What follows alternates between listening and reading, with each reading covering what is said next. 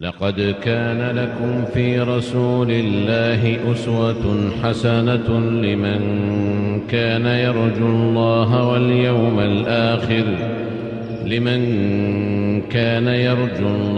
واليوم الآخر وذكر الله كثيرا. ولما رأى المؤمنون الأحزاب قالوا هذا ما وعدنا الله ورسوله وصدق الله ورسوله، وما زادهم إلا إيمانا وتسليما.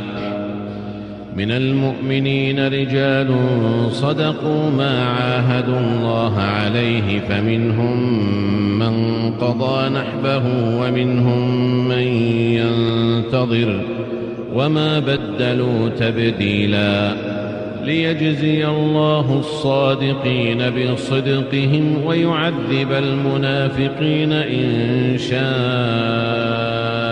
أو يتوب عليهم، إن الله كان غفورا رحيما.